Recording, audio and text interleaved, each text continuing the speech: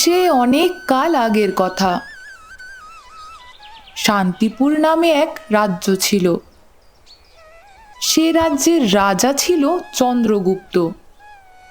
রাজ্যের নাম যেমন ছিল শান্তিপুর, ঠিক তেমনই সে রাজ্যে শান্তিতে বসবাস করত প্রজারা। কারণ প্রজাদের যে কোনো বিপদে রাজা তাদের সাহায্য করত। কিন্তু এই রাজ্যের পাশেই ছিল আর একটি রাজ্য, নাম বল্লভপুর। সেই রাজ্যের প্রজাদের মনে কোনো সুখ ছিল না। সেই রাজ্যের রাজা ছিল অর্থলোভী, সব সময় প্রজাদের ওপর অত্যাচার করত। তাই প্রজারা কেউ তাদের রাজাকে পছন্দ করত না। একবার সেই দুই রাজ্যে বিশাল এক বন্যা হয়। চাষের জমি, সকল ফসল ভেসে যায়। তখন প্রজাদের এমন অবস্থা হয়, তারা দুমুঠো ভাত ঠিক করে জোগাড় করতে পারে না। কোনো উপায় না পেয়ে শান্তিপুরের প্রজারা ঠিক করে তারা তাদের রাজার কাছে যাবে। তারপর কৃষকেরা সবাই মিলে যায় রাজার কাছে।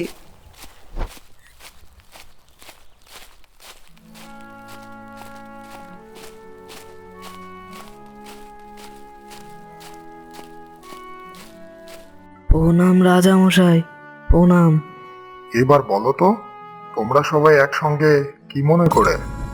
আমরা খুব বিপদে পড়েছি রাজামশাই, আমাদের রক্ষা করুন। বিপদ? কি বিপদ? এবারের বন্যার কথা তো সব শুনেছেন আপনি। বন্যায় আমাদের সব কিছু কেড়ে নিয়েছে, আমাদের সব ফসল ভেসে গিয়েছে। আপনি আমাদের সাহায্য করুন রাজামশাই। আচ্ছা ঠিক আছে, তোমরা চিন্তা করো না। তোমাদের সবার জন্য বিষমোহর করে দেব, যাতে তোমরা আবার তোমাদের চাষাবাদ শুরু করতে পারো। এটা শুনে কৃষকেরা খুশি হয়ে গেল আর রাজামশাইকে বলল, আপনাকে অনেক ধন্যবাদ রাজামশাই, তাহলে আজ আমরা আসি। তারপর সবাই খুশি মনে রাজসভার থেকে বিদায় নিল। 3 দিন পরে সকল কৃষকের জন্য রাজা 20টা করে মোহর পাঠিয়ে দিল। শান্তিপুরের রাজার এই কথা মুহূর্তের মধ্যে পৌঁছে গেল পাশের বল্লভপুর রাজ্যে। এই রাজ্যের প্রজাদেরও একই অবস্থা, তারাও বন্যায় সব কিছু হারিয়েছে। তাই ওরাও তাদের রাজার কাছে যায় সাহায্যের জন্য।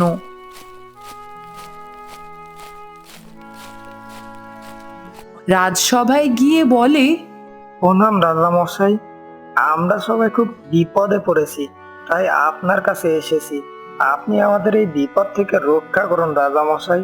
রাজা বিরক্তি সুরে বলল, কি এমন বিপদ যে আমার কাছে আসতে হলো? এবারের বন্যায় আমাদের সব ফসল ভেসে গিয়েছে, আমাদের তো না খেয়ে মরতে হবে রাজামশাই। আপনি কিছু করুন আমাদের জন্য। তোমাদের ফসল নষ্ট হয়েছে, তা আমি কি করতে পারি বলো তো? আপনি যদি আমাদের কিছু সাহায্য করতেন, তাহলে আমরা আবার আমাদের চাষাবাদ শুরু করতে পারি রাজামশাই। সাহায্যের কথা শুনে রাজা রেগে বলল, না না, ওসব কোনো সাহায্য করতে পারবো না। তোমাদের যা আছে তাই দিয়ে চাষ শুরু করো। রাজার থেকে কোনো সাহায্য না পেয়ে কৃষকেরা ফিরে গেল। তারপর এক সময় তারা তাদের অভাব মিটিয়ে আবার আগের জায়গায় ফিরে যায়। বেশ কিছুদিন ধরে বৃষ্টি না হওয়ায় রাজ্যে খরা দেখা দেয়। চাষের জমি শুকিয়ে যায়, ফলে তারা চাষ করতে পারে না। আর রাজ্যের এই অবস্থার কথা দুই রাজার কানে পৌঁছে গেল। বল্লভপুর রাজ্যের রাজা সবটা শুনে চুপ করে বসে থাকলো, কিন্তু শান্তিপুরের রাজা প্রজাদের পাশে দাঁড়াতে ছুটে গেল।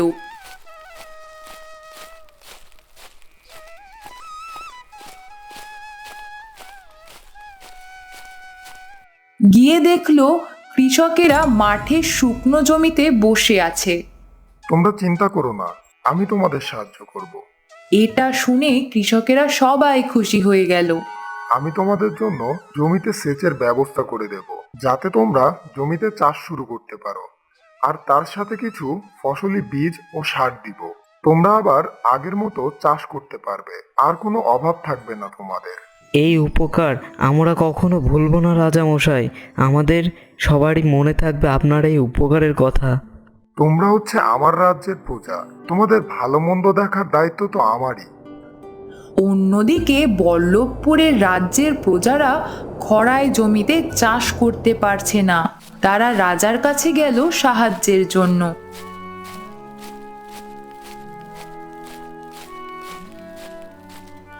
রাজামশাই, সবই তো শুনলেন, এবার দয়া করে আমাদের সাহায্য করুন, নয়তো পরিবার নিয়ে যে আমাদের না খেয়ে মরতে হবে। তোমাদের সমস্যা তোমরা মেটাবে, আমি কেন তোমাদের সাহায্য করতে যাব? আমি কোনো সাহায্য করতে পারবো না তোমাদের। তাহলে রাজামশাই, আপনি আমাদের এবারের মতো খাজনাটা মওকুফ করে দিন। চাষ না করতে পারলে খাজনা দেব কি করে আমরা? খাজনা মওকুফ করলে আমার রাজ্য চলবে কি করে?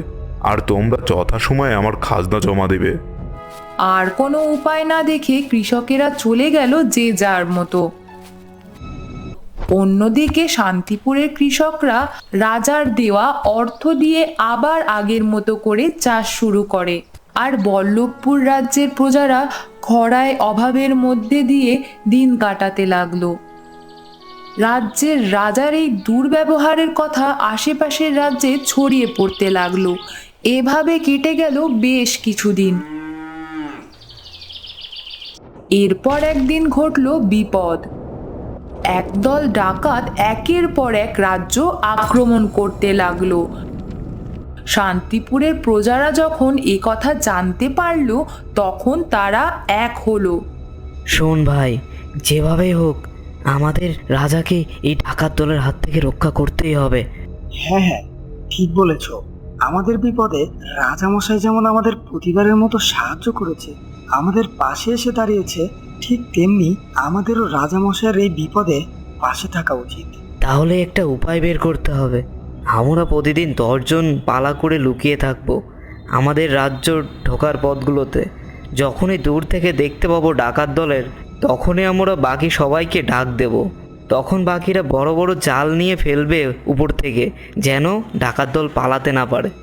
তবে তাই হোক, আজ থেকে আমরা পাহারা দেব রোজ রাতে। যে ভাবা সেই কাজ। রোজ রাতে তারা পাহারা দিতে থাকে। তারপর একদিন ডাকাত দল তাদের জালে ধরা পড়ে। সবটা শুনে রাজা খুশি হয়ে বলে, তোমাদেরকে অনেক ধন্যবাদ। অনেক বড় বিপদ থেকে তোমরা সবাই আজ আমাকে রক্ষা করলে। কিন্তু অন্যদিকে বল্লভপুর রাজ্যেও যখন ডাকাত দল আক্রমণ করে, কিন্তু কেউ রাজাকে সাহায্য করতে এগিয়ে আসে না। বরং যে যার যার ঘরে দরজা বন্ধ করে রাখে। আর ডাকাত দল রাজবাড়ির সব দামি জিনিস, টাকা পয়সা নিয়ে পালিয়ে যায়। তারপর রাজা মনে মনে ভাবলো, আজ আমি যদি প্রজাদের বিপদে ওদের সাহায্য করতাম, তাহলে ওরা হয়তো আজ আমার বিপদে আমার পাশে এসে দাঁড়াতো। এবার থেকে আর আমি আমার কোনো প্রজাদের বিপদে এমন করব না। সব সময় ওদের পাশে থাকবো এবং সাহায্যের জন্য এগিয়ে যাব। এই থেকে রাজা বুঝতে পারল, কেউ বিপদে পড়লে তাদের সাহায্য করা উচিত। এতে করে আমাদের বিপদে তারাও আমাদের সাহায্যের জন্য এগিয়ে আসবে। আর বিপদে যে সাহায্য করে সেই আমাদের প্রকৃত বন্ধু। তো বন্ধুরা, কেমন লাগলো আমাদের আজকের এই গল্পটি? ভালো লাগলে অবশ্যই আমাদের চ্যানেলটিকে সাবস্ক্রাইব করে দিও। ধন্যবাদ।